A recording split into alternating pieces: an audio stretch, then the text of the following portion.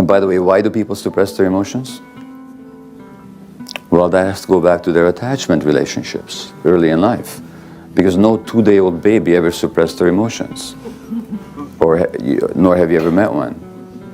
So the suppression of emotion is an adaptive response. Remember that article from Pediatrics? It's an adaptive response to an environment that can't handle your emotions as a child. Then you learn to suppress it as a way of adapting, as a way of surviving. But then that same adaptation becomes a cause of pathology later on. Think of depression. You think, well, there's nothing adaptive about depression. Yes, there is. I'm so intrigued by this idea that our emotions can have such a profound impact on our health. I've always believed that physical health is mostly about diet and exercise. But now, I'm starting to see that our mental and emotional well-being plays a huge role too. It makes sense when you think about it. Stress can wreak havoc on our bodies. If we're constantly bottling up our emotions, it's like putting a strain on our system. I wonder if expressing our emotions could be a powerful tool for healing and preventing illness.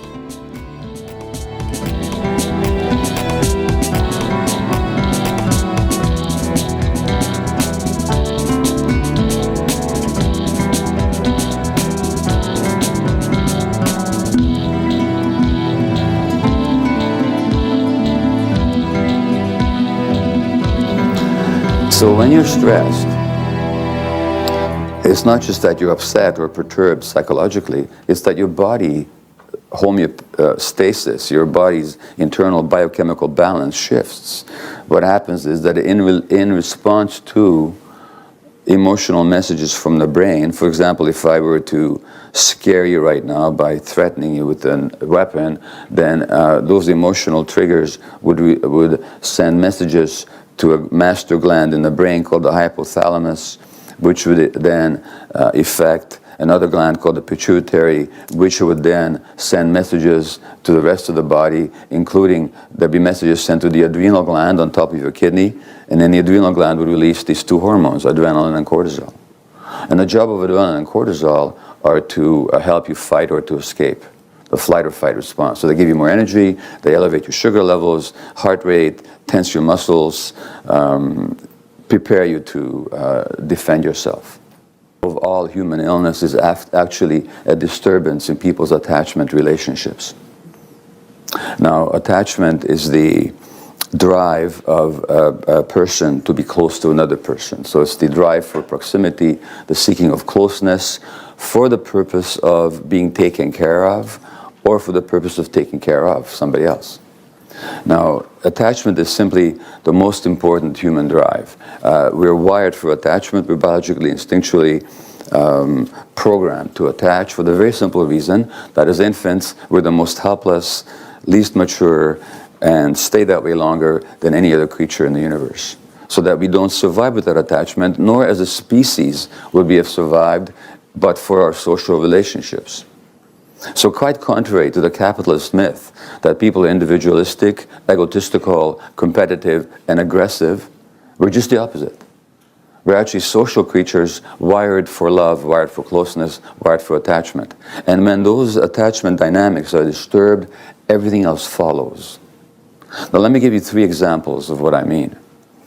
And this perspective has been called the biopsychosocial perspective. Biopsychosocial means that the biology of human beings is inseparable from their psychological and social relationships. So, how do you explain certain things? Studies that show that if your parents are divorced, your risk of a stroke doubles 60 years later. A recent study, men sexually abused have tripled the rate of heart attacks as adults. Not to mention multiple the rate of suicide. Girls whose fathers are distant emotionally are going to menstruate earlier than girls whose fathers are close to them. Women followed over a 10-year period in the United States, 1,700 women, married women. Those that were unhappily married but didn't express their emotions in that 10-year period were 4 times as likely to die as those women who were also unhappily married but did express their emotions. So the difference wasn't unhappiness or happiness. The difference was, did you express who you were? Did you express your feelings? Or did you suppress them? How do you explain such facts? How do you explain that in Canada, in the 1940s, the gender ratio of multiple sclerosis was pretty much 1-to-1, maybe slightly more women than men? You know what it is now? 7 years later? It's 3 or 4 women to every man. Now, you can't explain that genetically, because genes don't change in a population over 70 years. You can't explain it by diet or climate, because that hasn't changed more for one gender than the other. Something has happened. And that's something I maintain has to do with psychological and social relationships. Now, let me give you clear examples of this throughout the life cycle. It's been known now for a while that children whose parents are stressed are more likely to have asthma. So in polluted areas where there's, of course, more irritants in the air, kids are more likely to have asthma. But even in those areas, it's the kids of parents most stressed who are most likely to have the asthma. Now, if the child is taken to the average physician, Western-trained physician, he'll be given, or she'll be given, a treatment for asthma in the form of inhalers. Now, anybody here ever been treated for asthma, by the way? Yeah? Okay, what did you get? What did they give you? Do you know? I got a bronchial dilator and Clovanec was a steroid. Exactly. So you got a bronchodilator because your bronchi were narrowed. So you got something to dilate your bronchi, to open them up. And you got a steroid because in asthma, there's inflammation of the airways so that there's cluttering and swelling and further obstruction of the airflow. Hence, we give you something to suppress the inflammation, which is a steroid. Now, since this is a healthcare-oriented audience, some of you might know, it's okay if you don't, but what are these inhalers copies of? Anybody know? What are they based on? Well, the bronchodilator is a copy or an analog of adrenaline. And the steroid is a copy or analog of cortisol. Now, surely many of you know what cortisol and adrenaline are. What are they? They're stress hormones, exactly. In other words, we're treating asthma with stress hormones. Dr. Gabor Maté's talk on attachment and health really resonated with me. His explanation of why people suppress their emotions was particularly insightful. It made me realize that I've been doing the same thing for most of my life. Growing up, I always felt like I had to be strong and independent. I didn't want to burden my parents with my problems, so I learned to bottle up my emotions. If I was feeling sad, angry, or scared, I would just keep it inside. I thought that was the best way to cope. Now I see that emotional suppression is actually a coping mechanism that can have harmful consequences. As Dr. Gabor explained, it's a way of adapting to a difficult environment, but it can become a source of pathology later on. I'm starting to realize how much emotional suppression has affected my life. It's contributed to my anxiety, depression, and even physical health problems. I'm determined to start expressing my emotions in a healthy way. It's not easy, but I know it's important for my overall well-being. I'm curious to know if you've ever experienced emotional suppression and how it has impacted your life. But in fact, if you had a sudden asthmatic episode, status asthmaticus, where your lungs really shut down, you'd be rushed to hospital, you'd be given an injection of adrenaline and an infusion of cortisol. Well, we never ask ourselves, gee, we're treating it with a stress hormone, could stress have something to do with it? As a matter of fact, when you think about it, and Anne will back me up on this, that the commonest medicine used all across medical practice, whether it comes to inflammations of the skin, the joints, the intestines, the nervous system, certain cancers. What is it? It's cortisol. We treat almost everything with stress hormone, but we never, psoriasis, we never ask ourselves, does stress have something to do with it? Has something happened to the stress regulation apparatus of that individual that we have to give them extra stress hormones in order to keep them in a healthful balance? Now, why the children of stressed parents? Because the emotional states of the parents affect the physiology of the child. And when the parents are stressed, the kids are stressed, and the stress mechanism get overwhelmed, now we have to give them extra stress hormones to keep their airways open. So it's biopsychosocial. You can't separate the biology from the psychological and social environment. Similarly, in a study in Australia, they looked at 500 women who had breast biopsies for suspicious lumps that had to be checked for potential malignancy. And before the results came back, these women underwent a psychological interview. When the results were collated, it turned out that if a woman had a major stressful episode prior to the onset of that lump, that by itself did not increase the risk of the cancer, zero effect. Similarly, if a woman was emotionally isolated, that by itself also did not increase the risk of the cancer, zero effect. So far, so good. But if a woman was emotionally isolated and stressed, the risk of that lump being cancerous was 9 times as great as the average. Now, the researchers, being medical scientists, had no way to explain this, because to the left brain, how does 0 and 0 add up to 9? How does 0 and 0 multiply to 9? Now, can anybody here suggest the explanation? Very straightforward physiologically. Any hazard a guess? What's the connection here? Well, okay, think about it. When you're stressed, it's not just this is not a psychological event. Again, this is what's so ironic, because just as Osler was a great Canadian medical teacher, the work on stress was actually done here in Canada.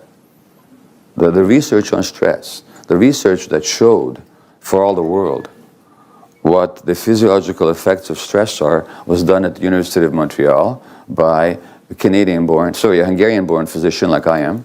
His name was Hans Selye, and he's the one that did the seminal work on stress. He nearly won a Nobel Prize for it. In fact, he's the one that coined the word stress. Stress is a Canadian word, did you know? He's the one that coined it in the way that we use it today. I mean, the word existed, but he's the one that adapted it to that particular usage. So when you're stressed, it's not just that you're upset or perturbed psychologically, it's that your body homeostasis, your body's internal biochemical balance shifts. What happens is that in response to emotional messages from the brain, for example, if I were to scare you right now by threatening you with a weapon, then those emotional triggers would send messages to a master gland in the brain called the hypothalamus, which would then affect another gland called the pituitary, which would then send messages to the rest of the body, including there'd be messages sent to the adrenal gland on top of your kidney, and then the adrenal gland would release these 2 hormones, adrenaline and cortisol. And the job of adrenaline and cortisol are to help you fight or to escape, the flight or fight response. So they give you more energy, they elevate your sugar levels, heart rate, tense your muscles, prepare you to defend yourself in the short term. But in the long term, those same hormones, if the stress is chronic, damage your body. Adrenaline will give you high blood pressure. By the way, it's very interesting. In medical terms, we talk about what they call essential hypertension when it comes to high blood pressure. So that, there's some identifiable causes for blood pressure, such as kidney disease or other conditions, rare conditions. But most people with high blood pressure, we say, we don't know what causes it. That's only because we're not listening to ourselves. As I just said, in medical terms, we call high blood pressure hypertension. Think about it. Too much tension. Too much tension in people's lives. Too much adrenaline. That's what causes high blood pressure. Most of the time. And I know for myself, that I'm prone for high blood pressure. When I get very stressed, my blood pressure goes up. I don't take medications. I take my high blood pressure when it happens as a sign that I'm too stressed, and that I got to deal with the stress. And my blood pressure is usually, in a low range. But if I ignore my own advice and permit myself to get overstressed, it goes into very high levels. So, over a period of time, the cortisol also causes ulcerations in the intestines. Now this is very interesting, because the one disease that used to be understood to be a stress-related disease even by Western medicine were ulcers. And then lo and behold, in the 1990s or late 1980s, we discover that there's a bacteria implicated in ulcers called Helicobacter pylori. And if you give antibiotics, you can cure the ulcer. Aha, doctors say, so much for the stress hypothesis, it's all the bacteria. Huh. Well, guess what? At age 40, 40% of the population has the bacteria in their stomachs. At age 50, 50% too. At age 60, 60% too. But do 60% of people have ulcers? If the bacteria cause the ulcer, why doesn't 60% have ulcers? Because it's the stress that makes them vulnerable for that bacterial damage. You don't separate the one from the other. You don't separate the one from the other. So cortisol also thins your bones. Women, for example, who are depressed, who've got higher levels of cortisol, are much more likely to have osteoporosis. And yet when the Osteoporosis Society does its public educational work, they never talk about stress. They talk about exercise, quitting smoking, they talk about calcium, vitamin D, sunshine, good stuff. But they don't talk about stress. It's the thing that we ignore all the time, and yet I think it's the most important factor in health. In the long term, excessive cortisol can also suppress your immune system. And we know this. So, now, go back to the Australian study then. How do we understand this finding of isolation and stress 9 times as great as average of cancer risk? If one of you was stressed right now, something happened, you lost a job, economic loss, perhaps you lost a relationship, and you're really upset, again, your stress hormones would be higher. And if you're all alone with that, if you're emotionally isolated, you'd be basically obsessing and thinking and suffering over that stress for a long time. And that means for a long time, your body would be under siege from your own stress hormones. But what if you weren't emotionally isolated? What if a friend came along and said, and by the way, when I say this, think about the work that you're doing.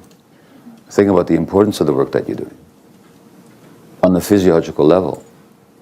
What if a friend came along, or somebody who cared, came along and said, well, I see that you're having a hard time. Do you want to talk about it? What would happen immediately to your body, to your physiology? Well, the first thing that happens is you take a deep breath. Yeah. And oxygen would go to your brain. You start thinking more clearly. And your blood pressure will go down. And your adrenaline levels would abate. And your cortisol levels would fall. And your body would come back to a normal physiological state. Then you'd be protected from the immune suppressant effects of the cortisol. No wonder then that the women who are isolated and stressed are 9 times as likely to have cancer, which also tells us that cancer is not an individual disease. Cancer reflects a lifetime relationship with the environment. And I could give you a whole talk about that. Not just the physical environment. See, it's easy enough to say that smoking causes cancer, except we all know that smoking does not cause cancer. Don't we? If smoking caused cancer, then everybody who smoked would have cancer. But most people who smoke don't have cancer. Which doesn't mean that smoking doesn't contribute to cancer. Of course it does. It's a major risk factor. 95% of people with lung cancer are smokers. But it's not by itself the cause. When you actually look at the lives of people who get cancer, they're also people who suppress their emotions. And the more they suppress their emotions, the less smoke they need to trigger the cancer. So we have to stay away from this idea that single factors cause disease. So cancer doesn't just reflect. And by the way, why do people suppress their emotions? Well, that has to go back to their attachment relationships early in life. Because no 2-day-old baby ever suppressed their emotions. Nor have you ever met one. So the suppression of emotion is an adaptive response. Remember that article from Pediatrics? It's an adaptive response to an environment that can't handle your emotions as a child. Then you learn to suppress it as a way of adapting, as a way of surviving. But then that same adaptation becomes a cause of pathology later on. Think of depression. You think, well, there's nothing adaptive about depression. Yes, there is. So I've been thinking a lot about what Gabor Maté says about stress and illness. It's one of those things that feels like it's right under your nose, but you don't really see it until someone connects the dots. You know, he talks about how people who suppress their emotions or ignore their own needs end up with chronic stress, like they're just storing it all in their bodies. And this chronic stress, according to him, isn't just a mental thing. It can lead to autoimmune diseases or even cancer. It sounds extreme at first, but when you stop and look around or even look at your own life, it's kind of hard to deny. I can actually see a bit of myself in this. Like, I've always been the type of person who bottles things up. Family drama, just deal with it and move on. Work stress, push through it, you know? The idea of putting yourself first can almost feel selfish. But the more you ignore your own emotional needs or the stress that builds, the more it feels like it's gnawing at you from the inside. It's like you're carrying around this invisible weight and it doesn't go anywhere, right? It just stays there. I remember this period where I was constantly sick, like catching colds all the time, getting migraines, weird skin breakouts. I didn't even think it was stress. I just figured my immune system was weak or maybe it was bad luck. But now thinking back, I was going through a lot emotionally that I wasn't really acknowledging. I'd tell myself I was fine, but I wasn't fine. I was just packing everything away in this emotional storage unit I didn't realize I had. I mean, it's kind of scary to think that holding in emotions could literally make you sick. Like Maté says, people who constantly suppress themselves end up being more prone to these chronic illnesses.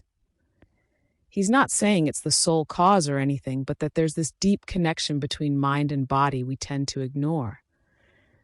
And I can't help but think how much of my own health is linked to stuff I just didn't process. I bet we all know someone who's dealt with, like, cancer or a weird autoimmune thing, and they were the kind of person who just kept going no matter what was happening to them emotionally. Makes you wonder, right? Honestly, since learning about this, I've tried to be more aware of what I'm feeling. Like, not just push it aside and pretend it doesn't matter. It's awkward and uncomfortable because, let's be real, who wants to admit they're not handling something well? But it feels necessary, like some form of emotional self-maintenance. It's still a work in progress, but I'd rather face it than let it quietly destroy me. What is depression? What does the word depression mean? It means to push something down, right?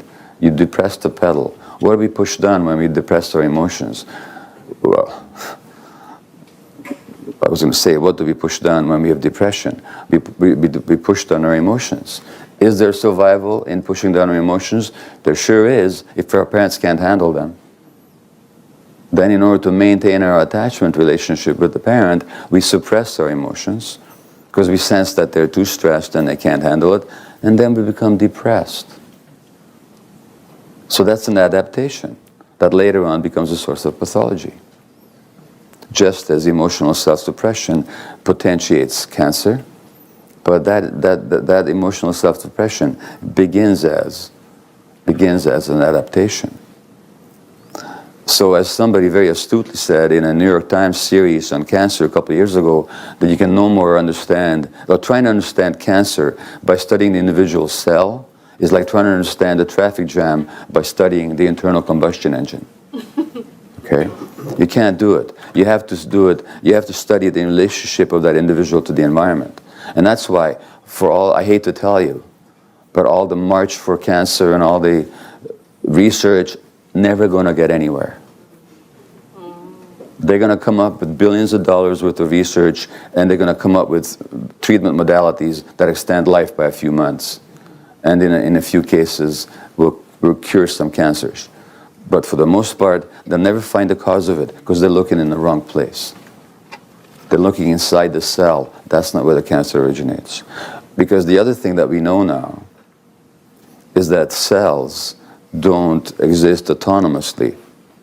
Genes don't act autonomously. Genes are actually turned on and off by the environment. The whole study of epigenetics is how genes are actually activated or inactivated by the environment. So a study out of McGill University just within the last couple of years looked at the brains of suicide victims. And they knew who had been abused as a child and who hadn't. And in the brains of people who had been abused as kids, there were particular genetic changes that was caused by the abuse. And at University of British Columbia, within the last year, they showed that when they looked at the genetic functioning of teenagers, a whole number of genes had been affected in the teenager by stresses that the mother had in the child's first couple of years of life. And a bunch of other genes were affected by stresses on the father when he was a little bit older. In other words, when the primary relationship is just with the mother, then it's the mother's stresses that affects the genetic functioning of the child who later becomes a teenager whose genes are still affected by what happened to the mother in the first 3 years of life. And then later on, stresses on the father. So that genes don't, by themselves, explain very much, unless we recognize that genes are actually turned on and off by the environment. And that's what I mean, again, by this biopsychosocial understanding of human beings that is so foreign to the practice of medicine. So that's the second example, these women in Australia. The third example of what's been called the biopsychosocial approach is, if you look at a study in the New England Journal of Medicine 3-4 years ago, elderly people who've been together for a long time, an elderly couple, when one is hospitalized, what do you suppose happens to the other one? They're much more likely to die. The physiology, the very immune system of the one is significantly influenced by the emotional relationship with the other. When all of a sudden that emotional relationship is lost, death has a greater risk of occurring. And many of you have seen examples, I'm sure, that in couples who've been together for a long time, one of them dies, the other one succumbs very quickly afterwards.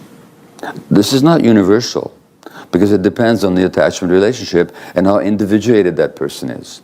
If they rely totally on the relationship for their sense of self, the more susceptible they are.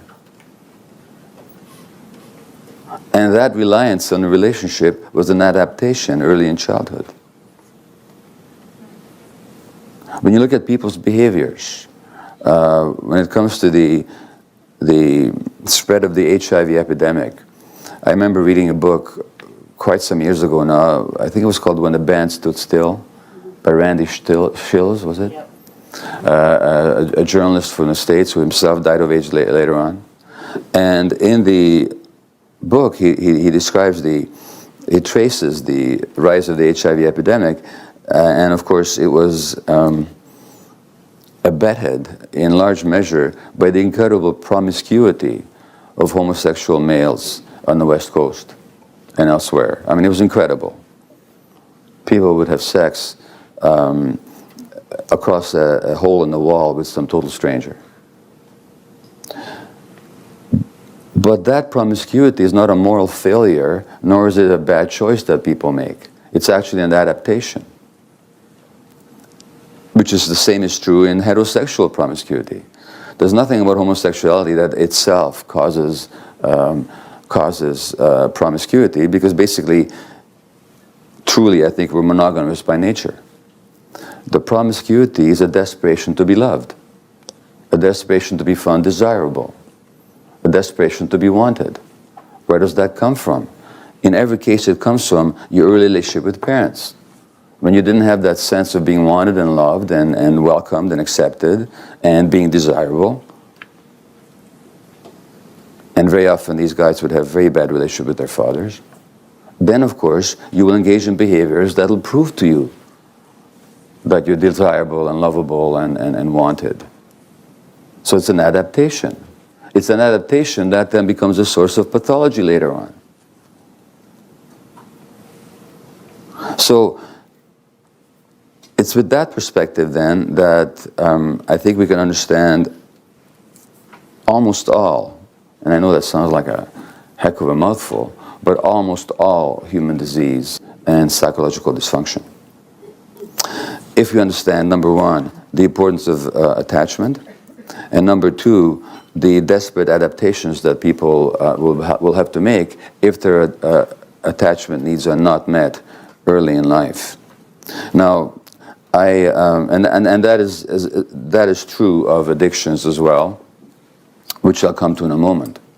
Gabor Maté has this way of framing things that just makes you stop and think, especially when he talks about where certain behaviors come from. Like, he dives into this idea that promiscuous behavior, particularly in people with HIV, often has roots way deeper than what people usually assume. It's not just about sexual desire or recklessness. According to Maté, a lot of it ties back to a longing for love, for validation, and for a sense of worthiness. Things that might have been missing or broken early in life. When he explains this, it kind of hits hard. It's not the typical conversation people have about promiscuity or HIV.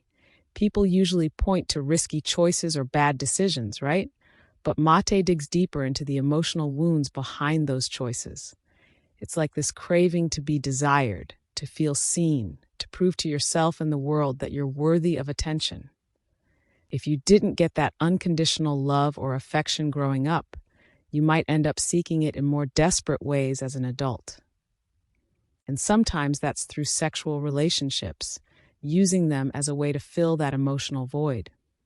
What really sticks with me about Maté's perspective is that it's not judgmental.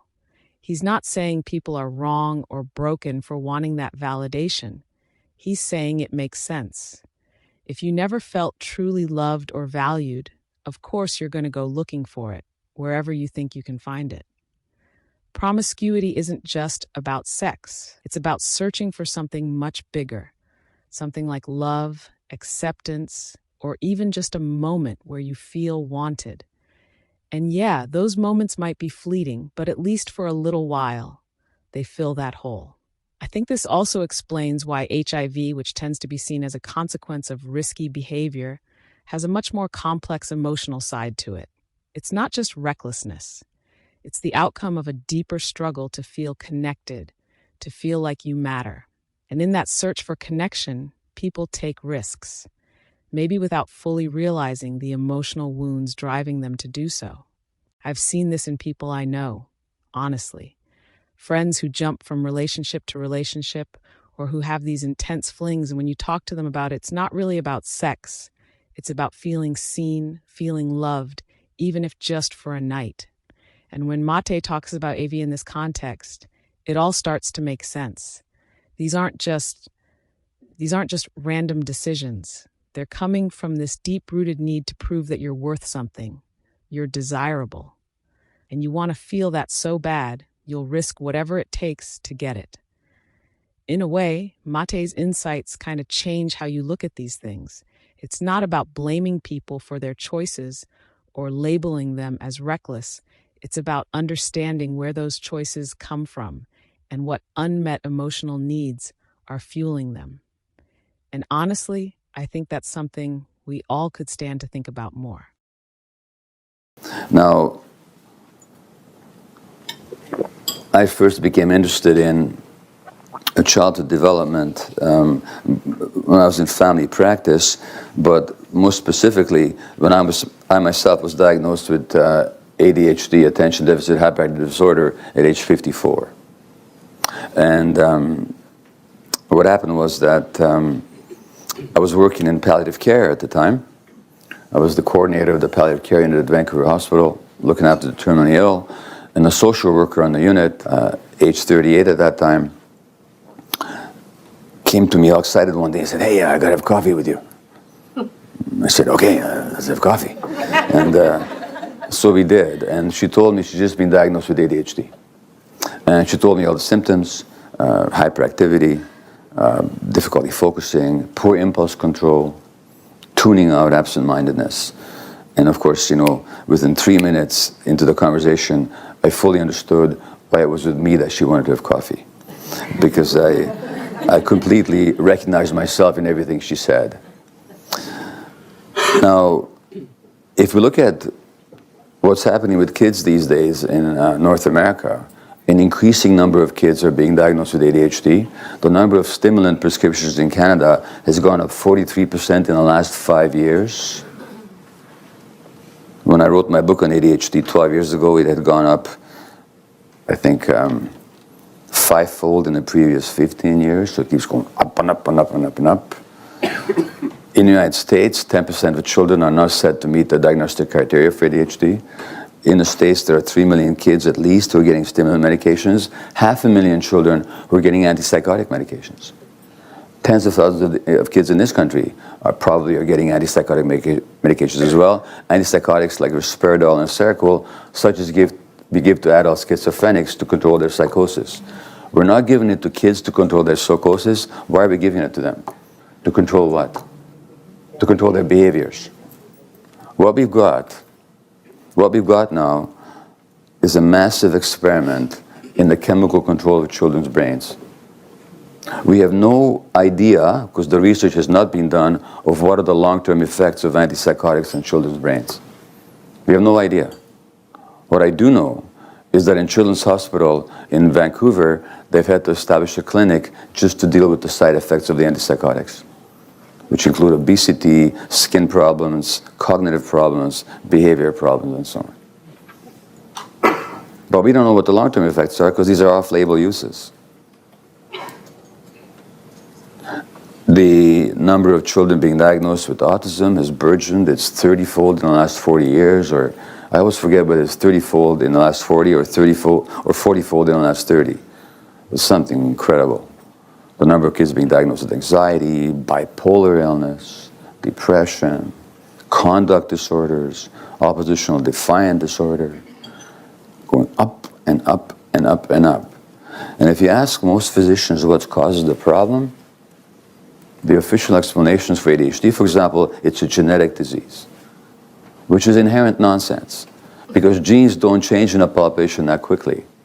Now, you could argue that it's not that the disease is going up, it's just that we're better at recognizing it. But that certainly doesn't seem to be the case. We're just seeing many more kids who are troubled. And anybody who's been in education for 30 years or psychology will tell you that. So I became interested in that when I was diagnosed myself. And I'll just read you something from my book, Scattered Minds. How did I respond the very first day I heard about ADHD? Because I knew nothing about it. Now, one of the one of the hallmarks of ADHD is poor impulse control. Impulse control means that there needs to be a part of the brain that puts a damper on your urges to do things. Now, the impulses don't arise from the gray matter. They don't come from the cortex, the thinking part. Impulses arise from more the lower emotional centers. You see something, you want it, for example, or something occurs to you and you want to do it right away. And by the way, who's like that? Who has no impulse control? Normally, very young kids, because the impulse regulation circuits in their brain haven't developed yet. So there needs to be circuitry to control the impulses. So the job of the cortex, the gray matter, is not so much to initiate impulse as to inhibit impulses. So in ADHD, there's lack of impulse control. What's another large group of adults who lack impulse control? Is addicts. When you do brain scans on drug addicts, the commonest brain finding is that the part of the brain that regulates impulses doesn't work. Which, by the way, is right here, behind the right eye. It's called the right orbitofrontal cortex, which is astonishing because for thousands of years, when people want to indicate that somebody's a little bit funny, they go what? They go... In Hungary, we went like this. In North America, you go like this. How did people know that it's the right orbitofrontal cortex? But somehow they point exactly to the right spot for people that lack impulse control. So, what we've got right now is an epidemic of impulse regulation problems amongst our kids. The oppositionality, the conduct disorders, the Asperger's, the Tourette's, the ADHD, the autism, these all have impulse regulation as one of its salient deficits. So, to come back to my own story, With an impatience and lack of judgment characteristic of ADD, I'd already begun to self-medicate even before the formal diagnosis. A sense of urgency typifies attention deficit disorder, a desperation to have immediately whatever it is that one may desire at the moment, be it an object, an activity, or a relationship. And there was something else here too, well expressed by a woman who some months later came for help. It would be nice to get a break from myself, at least for a little while, she said, a sentiment I fully understood. One longs to escape the fatiguing, ever-churning, ever-spinning mind. I took Ritalin in a higher than recommended initial dose on the very day I first heard about attention deficit disorder, on the principle that if a little bit of Ritalin is good, then more Ritalin would be even better. And don't try this at home, kids, but I could do it as a physician. I could do this because I went to one of my palliative care colleagues and I said, hey, Bev, I think I've got ADD. Can you give me some Ritalin? Oh, sure. How much do you want? Secrets of the medical profession. Within minutes, I felt euphoric and present. Experienced myself as full of insight and love. My wife thought I was acting weird. You look stoned was her immediate comment. Well, the Ritalin really did help me focus, and within a couple of days it made me very depressed. That was its side effect on me. That may not be its side effect on you, but that's how it affected me. I did see a psychiatrist. I was formally diagnosed. I was given Dexedrine, which helped me focus. I was writing a medical column for the Globe and Mail at the time, so the Dexedrine helped me stay up at night and be a much more efficient workaholic than I used to be. And, but right away, the idea that this is somehow a genetic condition made no sense to me. And the reason that the genetic, even though a couple of my kids have been diagnosed, and the reason it made no sense to me that this is a genetic condition was very simple. The hallmark of ADD is the tuning out, the absent-mindedness. Now, tuning out is not a disease, genetic or otherwise. What is tuning out? What is it? Protecting yourself. It's a protection. It's a coping mechanism. A coping mechanism against what? Against overwhelming stress. So if I were to stress one of you right now, in this environment, you'd have a number of healthy options. One healthy option would be to assert yourself and to fight back and say, hey, stop it. The other healthy option would be just to walk out. I didn't come here for this, and just walk out. And given that there is, I don't know, a couple of hundred people here in the room with you, if you couldn't walk out or fight back, you could always ask for help. But if no help was available, if you couldn't leave or assert yourself, then you might tune out in order to protect yourself from the distress of the stress. So the tuning out is an automatic brain mechanism. Soldiers do it when they're wounded. They'll tune out the pain so they keep running away from the enemy until help arrives and then they can collapse. So tuning out is a nature-granted coping mechanism, a dynamic in the brain that allows circuits to be switched on and off. And so then the real question in my mind becomes, why do more and more kids these days find themselves tuning out? What's causing that? Now, the part that I didn't know, because nobody had taught me in medical school, and I doubt very much whether you were taught this in medical school either, and I doubt very much that they still teach it now in medical schools, is how the human brain actually develops. And I'll come to human brain development. I know you told your friend you're not okay, and tell me what's wrong and why you never say. So yeah, Gabor Maté really shows us how deep our emotions run and how they shape so much of what we do, even when we don't realize it. It's a reminder that we need to take care of not just our bodies, but also our hearts and minds. Healing starts from understanding ourselves, and it's never too late to start. If this resonated with you, make sure to like the video, share your thoughts in the comments, and hit subscribe to Inside Serene, your mental fitness channel. We're all about exploring these powerful insights and helping you live a more mindful, emotionally healthy life. Let's build that inner strength together. I'm so inconvenient, okay. Just let me be me and I'll stay out of your way. I can see the way you look at me, I'm such a disgrace. I never really asked to be brought into this place. You wanna love me? Well then baby, I have a taste. All the highs and the lows.